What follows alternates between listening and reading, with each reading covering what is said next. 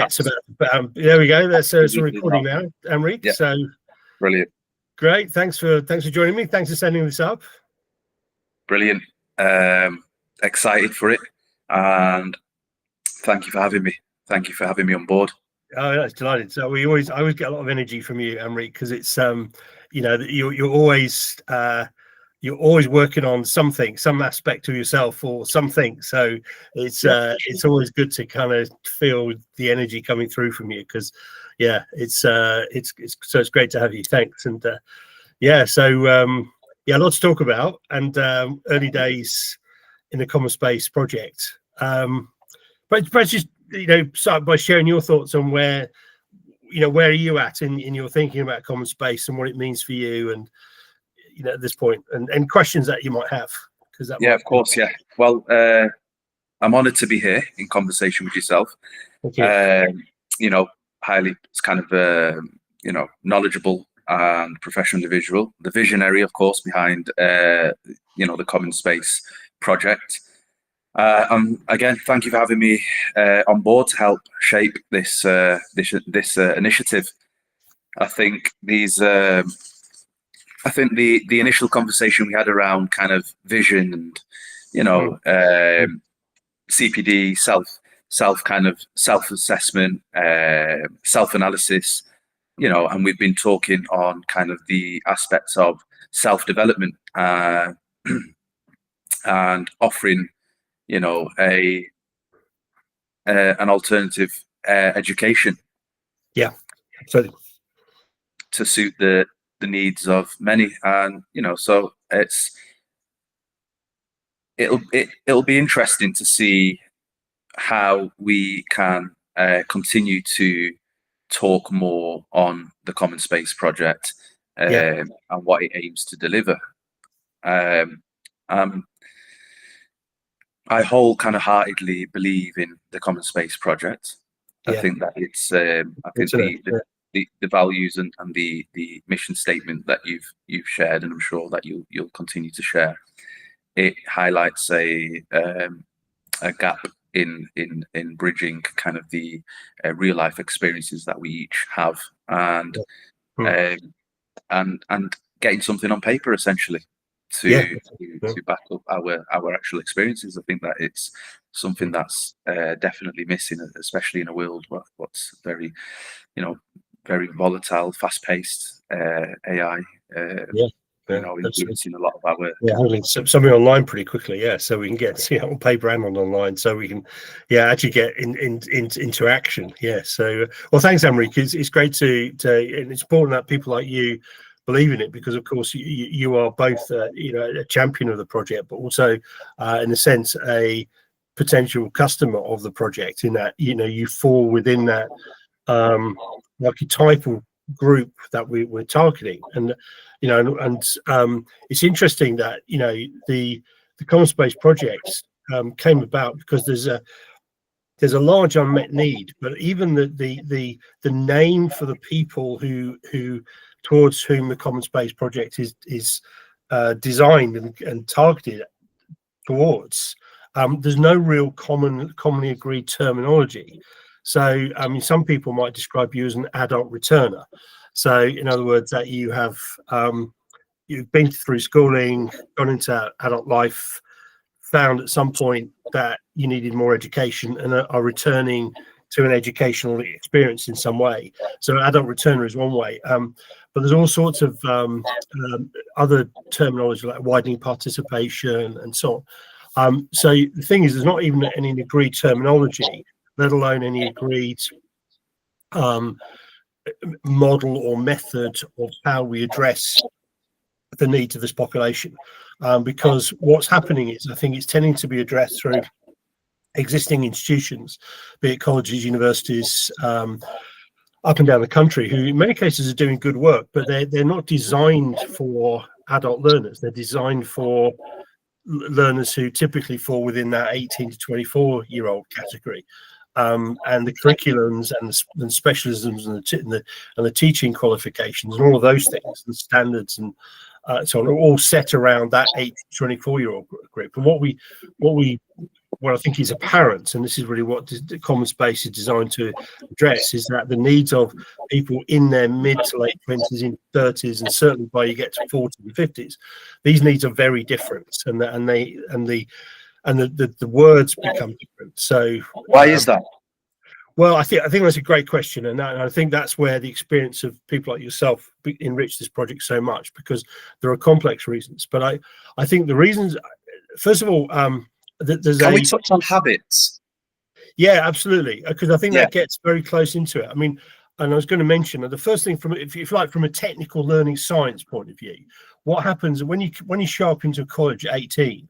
I mean, even at universities, they're like freshers week, right? So you show up and you're a newbie, you're told you're a newbie, you're blank slate, tabula rasa, right? And you start a course and you're, fresh as a pin, as a new pin, and you go into college and you are essentially sculpted by the course, because you've got very little experiences to draw upon. Some people might have some experience, but you're essentially being handed over, and you're passing on through an education system that has molded you.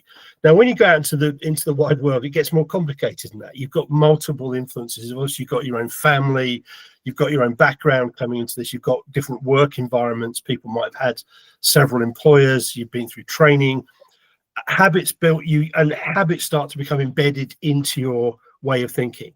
Habits, habitual thinking, habitual behaviors, habitual ways of studying. And so if you can imagine somebody showing up at 35, even though they're still young in the sort of great scheme of things, might already have had very strongly reinforced habits about how they learn, and also about how they relate to each other, their experiences of life.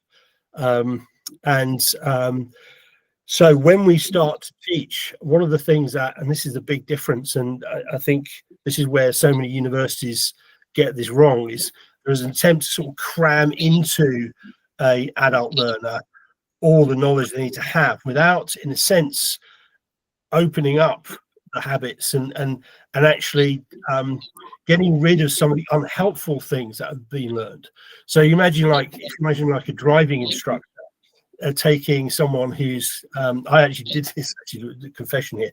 I went on an advanced, let's call it an advanced driving course, right, many years ago from my book. I actually got caught speeding, and I had and they sent me on this course, which was basically to unlearn how I was driving and kind of reinstall a new model of the way I was driving.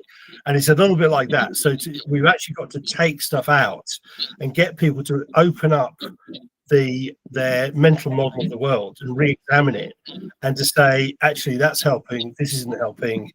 I don't know where that came from. It's not standing in the way of me building good relationships, or it's standing in the way of embracing digital technology. Say, for example, fear of technology, perhaps because I've failed in the past and I've had some terrible experience with technology. I'm now afraid of technology, and those emotions are not helping me move forward. So we open up the model of the world and allow certain unhelpful habits, attitudes, behaviors to be deleted, or at least minimized, and new habits installed. So that's the kind of cognitive behavioral side of it. It sounds very mechanistic. Of course, there's a humanist element to that, of choice and so on. You've got to have people kind of knowing that, and that's why it's ethically, and it's going to be done in a collaborative way. Just to clarify what you're saying there, essentially, that means just a bit of a sound problem there, Mareek. You've gone. Can you hear me? Yeah, can you hear me? Sorry, that explains why I tried to jump in earlier. It's essentially what you're saying is we fail our way to succeeding and success based on kind of either the part of the reflective cycle is taking on that criticism and that expert kind of feedback in your scenario and example there with the driving instructor and the need for speed to lessen, or the to decrease. It was essentially that you had to unlearn things, and so that you've got to unlearn things. Yeah, that's exactly you've right. got to unlearn things that are not useful anymore, because they may. I mean, in that certain scenario, it may be useful to know the need for speed, given the kind of hypothesis that one may be in a kind of fortunate circumstances where actually they're, to save their life, they need to apply some need for speed. And I've heard stories where many people have had to put the foot, to avoid a collision. Exactly. The pedal to the kind of, and they've had to, and so again, so is it a balance? Is it knowing, where to unlearn, learn, reapply, relearn, forget about something, but then almost it becomes relevant in a particular scenario somewhere down the road. Well, it's interesting what you're describing there, and you've created an interesting distinction there between. So habits are the things that we do unconsciously in an automatic way. It's called autonomic learning, which is like I learn something and embed it, and it seems like just so natural. So the way we drive is an example. The way we speak to each other sometimes becomes, some people interrupt people, some people kind of don't listen. Some people talk down to people. And so on, and they do it without realizing they're doing it. So I might be doing it now, but it's like people don't realize, they're unconscious about it, and it becomes embedded in their behaviors. Now, if you're in a situation where, let's say, you're driving and some circumstances surrounded where you've got to avoid a collision and you've got to accelerate yourself out of trouble. Now, I know that sometimes doesn't help if you get into a court situation, you've sped 36 miles an hour in a 30-mile-an-hour zone and all of that kind of stuff. I realize that, but pragmatically, we've all been there. Now, that actually is not a habit. That's actually a agile response to a situation. And in fact, the readiness to kind of see the situation clearly as is and do whatever it takes in that moment is actually a very pragmatic response. So it's called sort of pragmatic learning, which is like just be really aware of what's happening in the moment. And so people might be constrained by, if I can't go above 30 because that's the law, but you might, by going above 30, you might actually avoid a collision. You do that. It's actually practicality over procedure, right? It's right. Being willing to challenge your assumptions about things, which is I can't break the law, right? It's better to break the law and get £100 fine than actually have somebody colliding with you, right? If it came to that situation. So that's about being really aware in the moment, and that's kind of a sort of reflexive, almost like cat-like intelligence. Now, that's really hard to acquire because very often our minds don't, our human minds very often are projecting forward all the time. And what we're doing is we're tending to project forward all the kind of rules and boundaries that we've inherited. You can't do this, can't do that, mustn't do this, mustn't do that, must do this, must do that. Yeah. And you've got all your history, your school life, your family life, your work life, and you've been conditioned, we've been told to do things, not do things. And actually having in your own mind, like, what should I do now, is actually a really difficult question. And most people don't give themselves permission to do that. So that's part of what that early educational challenge is. So common space, what we'll be doing is working with a group of people coming into a learning situation who will probably have very embedded behaviors. That's not a criticism, that's just life. That's just the way it is. Is it a particular demographic, sorry to jump in again, particular demographic that you aim to help, essentially? Yes. There is a very specific demographic, and it's a demographic that, for one reason or another, for a whole host of reasons, left school with too few or inadequate qualifications. But more than that, left school probably with some kind of aversion to or inhibition to ongoing learning. Like, they didn't enjoy the experience of learning. They might have been humiliated by it. There might have been people who, for example, consistently came bottom of their class, or consistently were bullied, or whatever it might be, or had just a bad experience at school. And so they leave leave school with too few qualifications.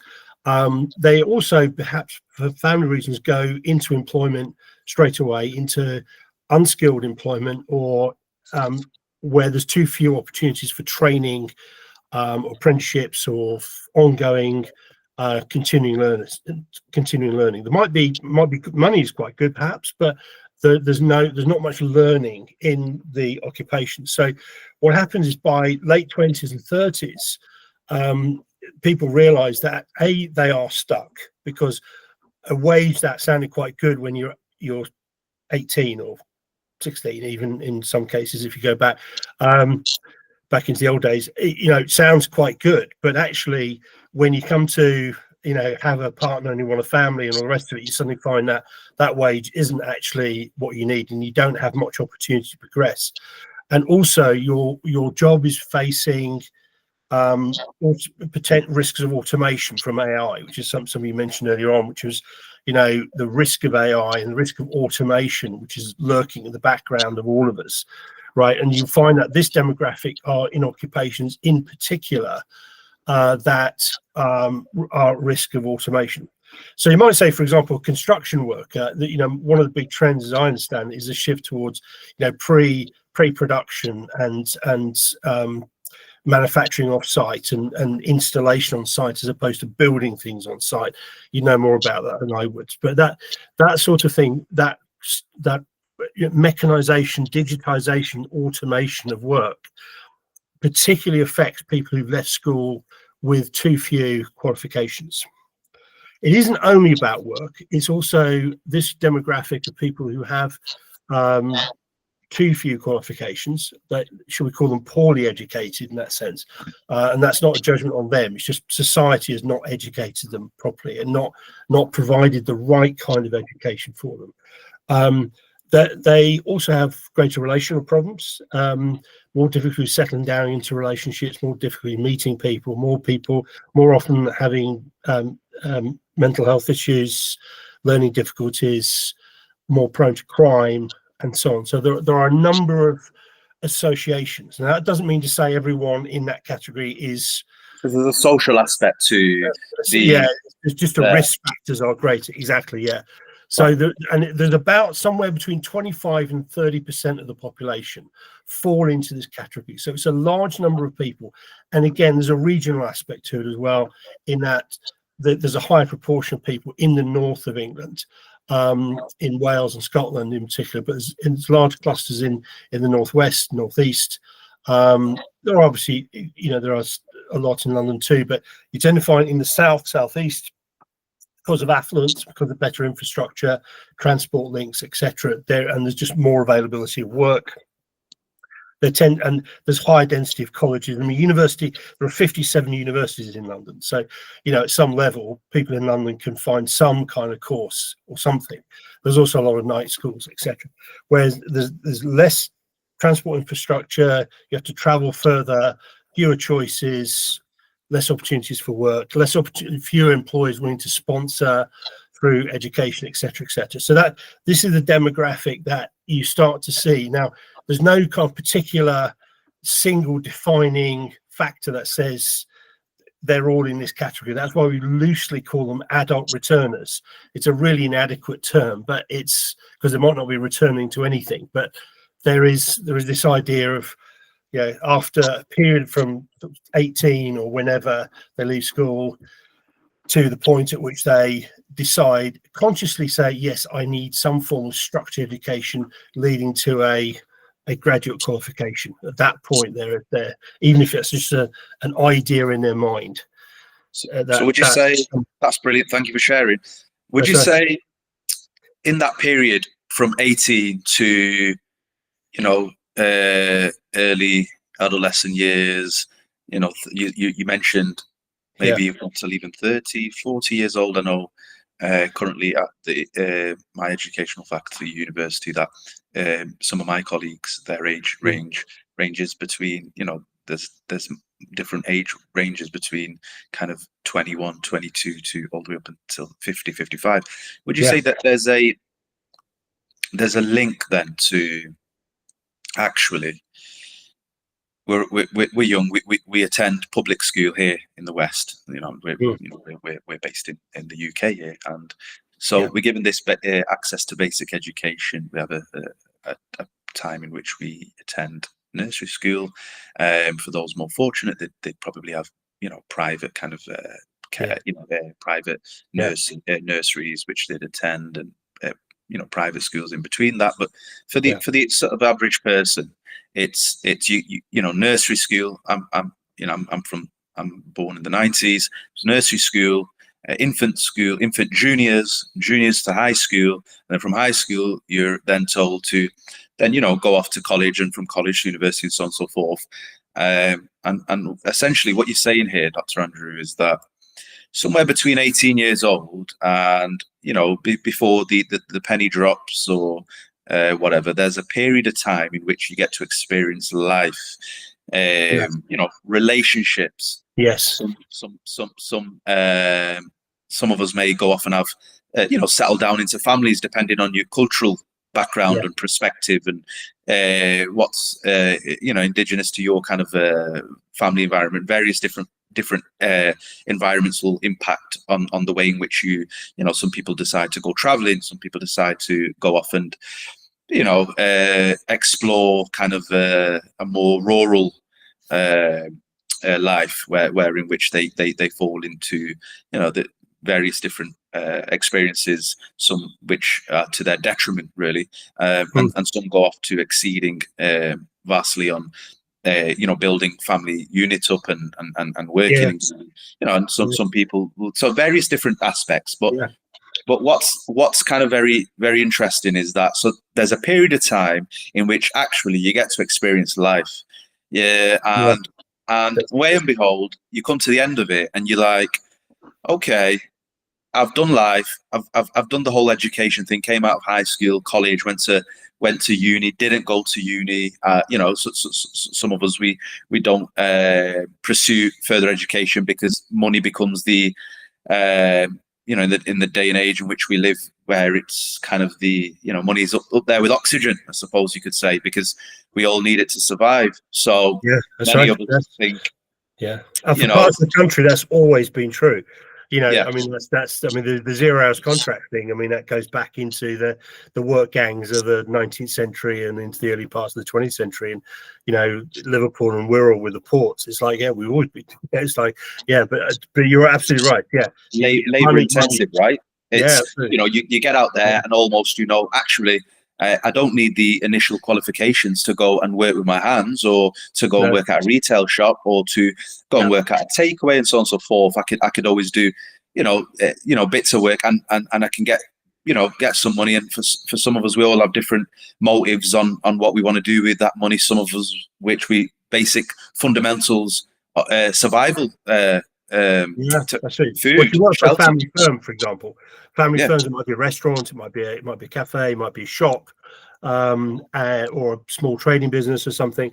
And there's a lot of families, of course, where it is a requirement for the adult to contribute to the household. If you're going to live in the household, it's just not.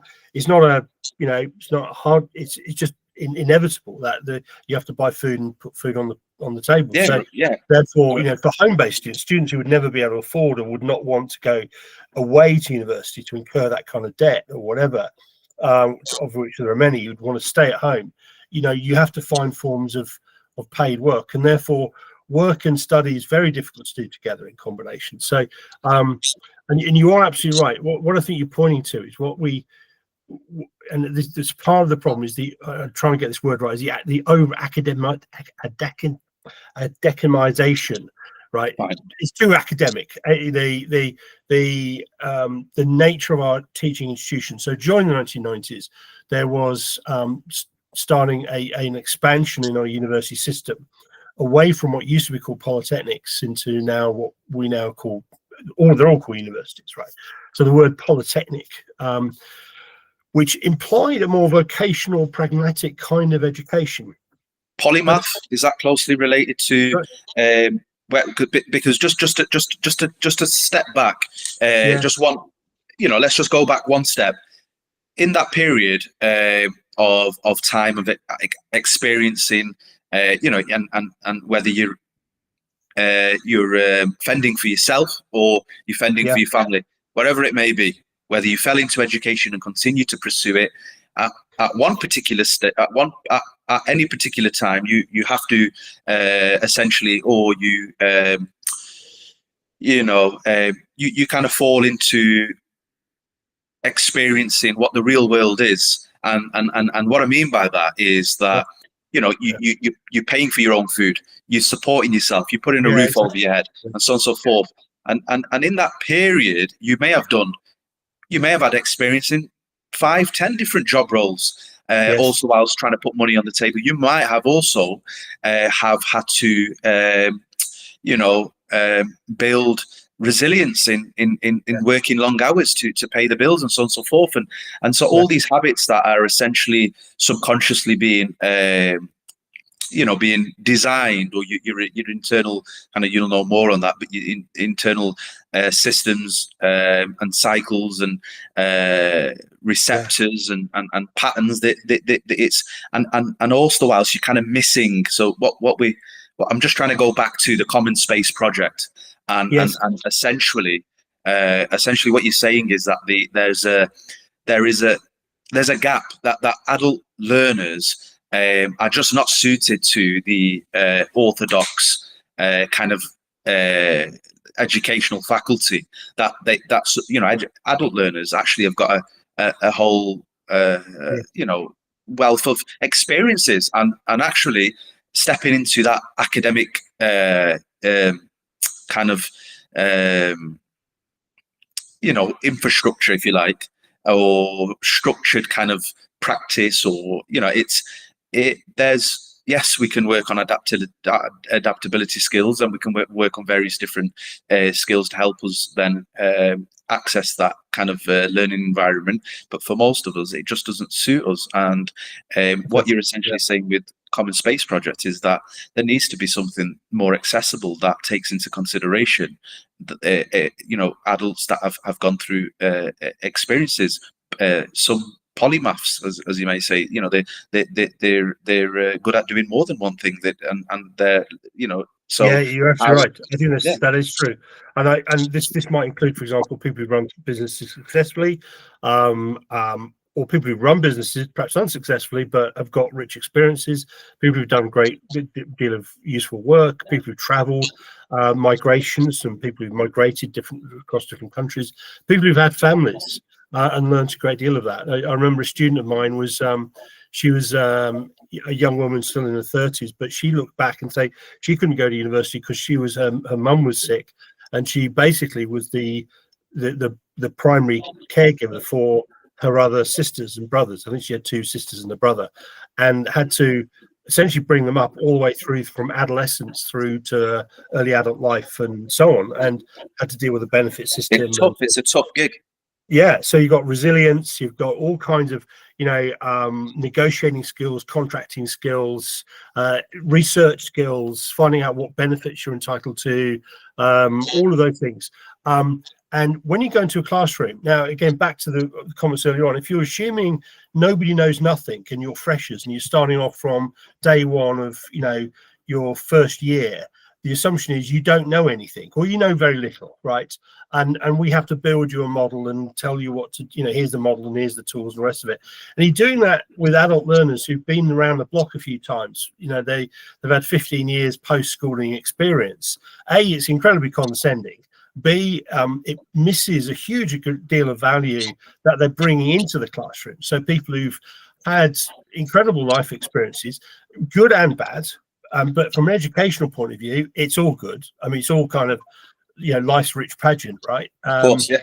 I know you've had sort of ups and downs and successes, and it's going well for you now. But from an educational point of view, it's like, yeah, all that's great stuff. It's like stuff you can say, it will have lit up the sky for you in some way and given you some insights about the human condition. That somebody who's going through a pretty steady state, fairly comfortable existence, going through A levels, would just not have learnt the same amount, or at least have come up with, should we say, a very different form of learning.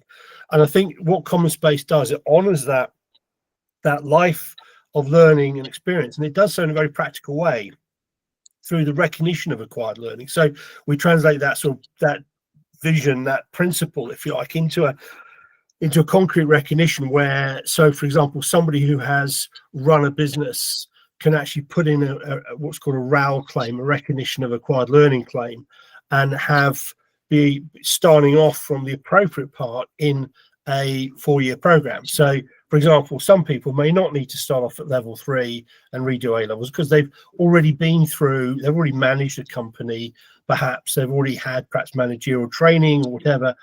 They put in a RAL claim, which is quite a substantial piece of work in its own right, but essentially they go straight into level 4, or possibly they only need to do half of level 3 or whatever. And we sort of co-design that around what does that person need to get them to the right place. But in the classic graduate qualification, you do get recognition for academic qualifications that you may have had. So if you've done A levels or whatever, but you don't get recognition for work-based learning or work-based experiences that you've had typically. So a RAL claim allows you to get, to come into to return into the educational experience at the right point, and also have your contribution to the learning community recognized as being someone who's bringing things into the learning community, hence common space, as opposed to you're a student who's going to sit there and listen to, tell you what the world is like, and that's a completely different educational philosophy. It's called andragogy. I can never say the word correctly. Andragogy, as opposed to pedagogy, and it's got a different historical, methodological base to it, and it recognizes that, you asked what are the differences. One of the differences is people coming in with life experience will have a reasonable expectation that their views are taken into account, that they have something to say on something. So if it's like how to start a business, what does good leadership look like, what is good management, what's effective, what's ethical management, what would you do in certain situations opposed to something else, they would be expected to express an opinion on it because they've experienced it first time. They might actually have been in that situation themselves, as opposed to you're having to teach it from a textbook because the 18 or 19-year-old or 20-year-old has no contextual understanding of what that is. If you, let's say, disciplinary, if you're talking about somebody being fired from work, you might have either been fired from work or had to fire someone from work. But if you're in that situation, it's very easy to read it from a textbook. It's quite different when you're actually in that situation, experience the emotions of it, and having to decide what the right thing to do is in the moment. Okay, and that's what we're trying to draw out from Common Space. It's not, it's like, how have you actually lived that particular piece of experience, and that's where the learning is. And so I think there's it's both in the RAL claim, but also in the andragogy, in the recognition of the value of the adult student learner. And in that, back to the macro point here, I think the UK global economy, actually, but certainly in the UK, go for it. We are massively missing that. If we want to say how we're going to regenerate the UK economy, well, actually, what we need to do is get that 15 to 20% of the population who really are completely undervalued. Their potential is being not recognised, and if we can get even a small group of that population engaged in learning, we can make a massive difference. Because if we can turn that sort of stuckness and perhaps frustration in the way their lives are going into really positive energy and really kind of get the value, then I think it could have a transformative effect, not just on the individuals, but actually on the economy at large. Because I think that's worth having a go at. It's worth going for. Yeah, I agree. So it's a lot of fire. And there's there's a real kind of a real interest in helping regenerate or rebuild a much more kind of an informed and educated society, I suppose, with in regards to young adults, or adults who've gone through it, not gone through it, have had the experiences, not had the experience. In fact, some of them might have even given up on education and think, well, blimey, sod it, because social media, fast-paced, AI dominated kind of driven world where a lot of jobs are being replaced by robots and so on and so forth, and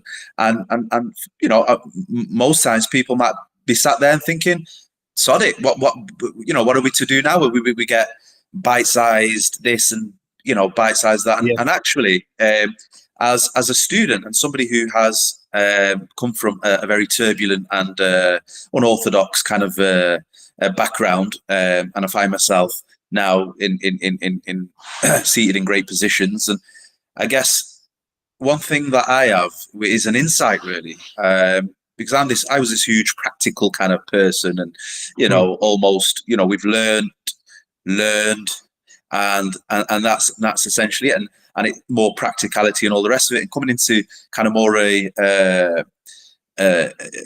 coming into education at 34 years old, and understanding certain aspects of management and leadership, and certain aspects of learning around this. For example, cycles of self-reflection, SWOT analysis, and all these types of things that you kind of almost didn't know existed, right? And all of a sudden, your brain starts to work tremendously, and you fill up with this awe of, well, at least I do anyway. And it's almost as though, okay, great, because you've lived through the experiences, but now you're able to connect the dots on paper, right? So, for me, coming into this kind of learning environment, and although I have, my views are positive and negative at my current educational faculty and university, and I'm looking forward to working with yourself and the Common Space project on various different aspects of assessment. We've spoken on assessment centres and self-analysis, and identifying skill gaps, and taking into account them experiences, them required, the claim to kind of learning experiences, the claim to knowledge through experience, right? I think that it's a really positive thing. I think it's a really great thing. I think anybody who kind of suggests that education is doomed, or learning is kind of doomed now, we've got various different social media money making experts and all sorts of things going on. There's lots of opinions about education. And all sorts of people claiming to be top experts in every single given thing. And we've got for example, in the food industry, we've got foodies at every single turn, and people know, but it's great. So it's fantastic. Social media is great and all the rest of it. But actually, to find that space where you can connect your experiences in a structured way, and meet the kind of, because sometimes we look back and we go, that's why that happened, and we look back and the dots somehow connect, and we think, and it happens. It's happened in my experience, because I've always had the vision of that. I've always had a growth mindset that where I am now is not where I'll be tomorrow. You're right, actually. I was going to say that I think the difference between you and perhaps other students, Mareek, is that I recall early last year, I was amazed when you joined the classroom. You seem to hit the ground running. You seem to be extremely orientated towards readiness to learn, and I think that's fantastic, because I remember how quickly you acquired digital skills. You had your laptop like in the second week and all the rest of it. And you were constantly asking questions and checking in on work progress, which was great. So you adopted, whether it was you had been instructed in that, but certainly your good studentship behaviours, actually, really. Completely illiterate, by the way, before stepping into that. Well, it was amazing. But no formal kind of education. But, absolutely, and this the hunger and thirst, I think, to have to be in a position in one part of the world where at least we can access education safely. You know, we you know, in several parts of the world, you know, I see stories where fathers have to carry their children through deserts to get them access to education. And, and I think, you know, I think here we almost miss that. Actually, this is a great privilege, and to be able to gain access to education, to have funding in place and student finance in place, and all these support mechanisms that we almost don't see. And wow, this can actually help broaden my perspective, and actually, you know, if I give this a shot, that, you know, something good may come of it, and if that improves my lifestyle, my freedoms, and so on and so forth, then hey, it's a win, right? So you kind of, you know, that's my kind of perspective, that you must be willing, you know, joining something, willing, and I think there's a level of wanting to do the right thing, you know. I think, you know, I don't know, it's a broad kind of statement, wanting to do the right thing. Well, what is the right thing? And that means different things for all of us. But I think that, you know, that the Common Space project is implying that, you know, working with people and looking at their experiences and helping them identify strengths and weaknesses and opportunities and threats, and actually taking into consideration their, maybe you can say, their purpose via their experiences. Where do you want to go, and more of a kind of a personal, professional touch. You're right. But you know, I think you're saying something really important here, and if I can jump in. Of course. That, because I think you just hit the nail on the head there, because I think there'll be a moment in that in your life, and you might, whether you remember it, but it might be a period where, and this is what we've got to capture that person in that moment, is when their life post school, let's say it's going on into the 20s, into 30s, could be even into their 50s, was a moment where it can say, you know, I'm stuck, I can't move forward, and I've got to find another way to get to where I need to be. So it does come from purpose and intention. There may not be a clear vision of the person may not have a clear vision about where they're going, but there is just this intuitive sense of, I've got to change something. And we've got to be ready for that. We've got to be there for that person at that time. They may come into the classroom afraid, fear, they might be nervous. They're not all going to be as kind of open and ready for it and gung-ho as you, because you had this really strongly emphasized growth mindset, which is brilliant.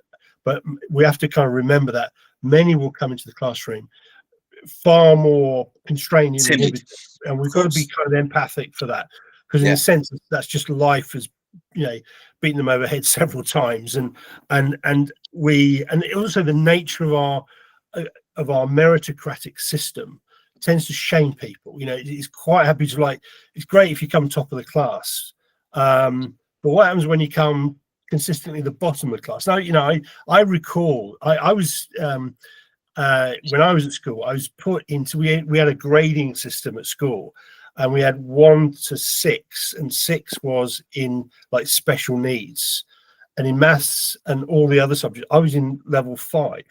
I was at the lowest level. So, you know, and that we used to get joked about, and you know, other kids used to make fun of us. It's probably one of the reasons why when I managed to get up to level 2, but it was a horrible caste system in our educational, you know, and you imagine that, how that plays out on the playground. Of course, you know, you're in class 5, which basically, you know, we're all considered pretty dim, right? And you know, and then I managed to get into, I did get a GCSEs, and I did get or O levels, as they then were, into A levels. But so I managed to turn it around, but only at the last minute. I was a really late developer. So in my own history, I've got sort of experience of what it felt like being really shamed in a sort of low class. Not because it was just my fault, it's just I wasn't ready for it at that time.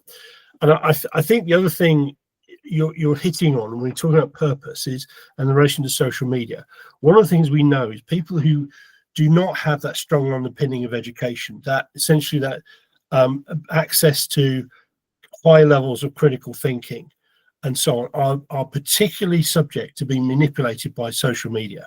So one of the things that people think about is that social media is, they think they tend to like and it's clickbait, and they like things that make them angry or you're satisfied or instant gratification or whatever. And they think they're making choices freely, and they're not.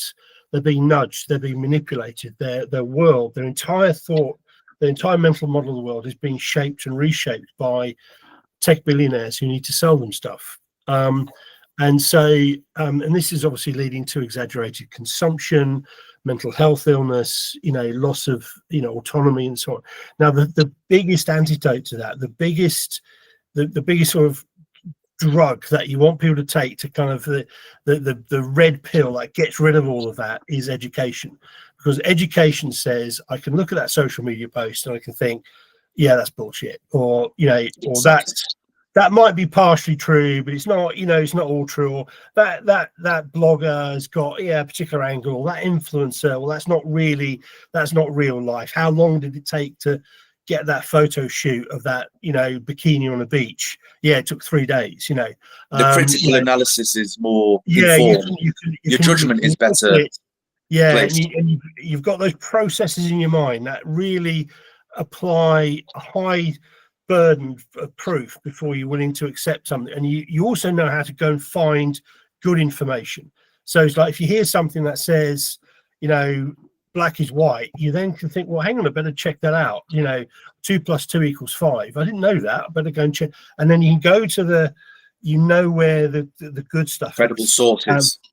Credible sources, remember crap test and all of that. And, it's really, really important. And we are specifically not teaching that to people. And tech billionaires who say, oh, education's finished, nobody should go to college.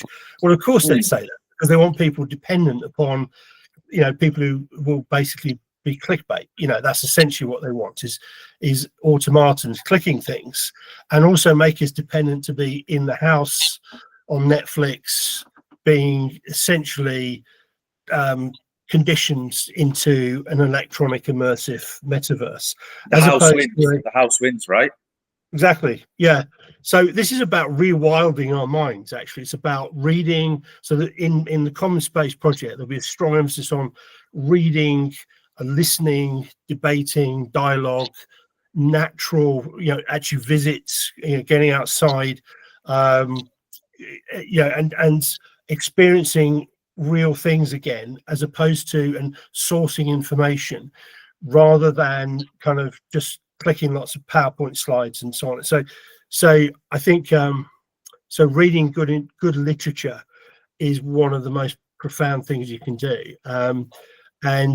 because we are going through repetitive cycles socially, just as we do personally. And so back to your point, actually, I think education is the fundamental basis of being a liberated, free human being in the 21st century.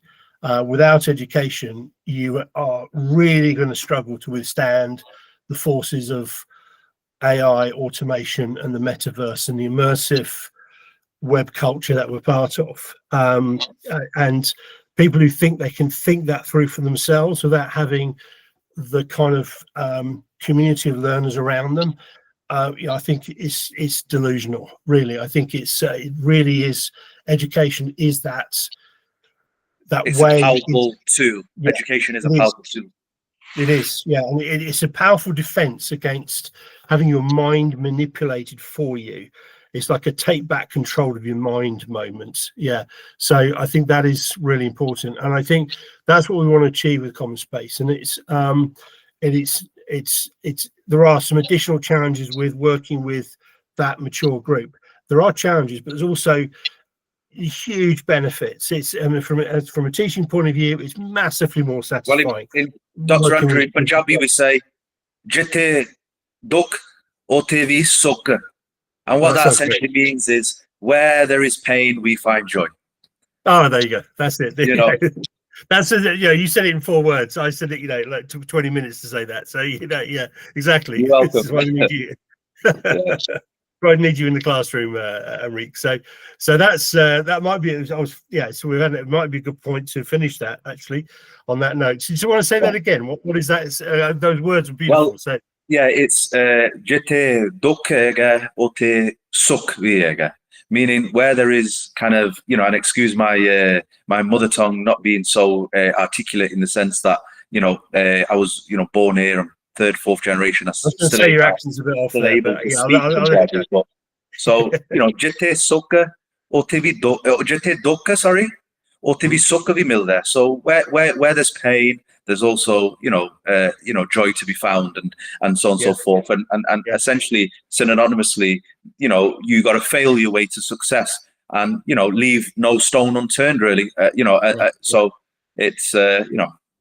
Yeah, absolutely. Well, that's probably a good place to pause at this point and just take stock. But that's essentially, you know, I think it's been great to co-create this with you. I think it's, I mean, I'm pleased to be an initiator of it, but I think it was only possible to initiate it with people who are there to like say, yeah, that sounds great, and here's how we can do it. And you know, it's been very much co-created with you and others, and I think that's been fantastic. And I you know, I think what we've got to do is now realize this and make sure we get it's a pleasure to be a part of.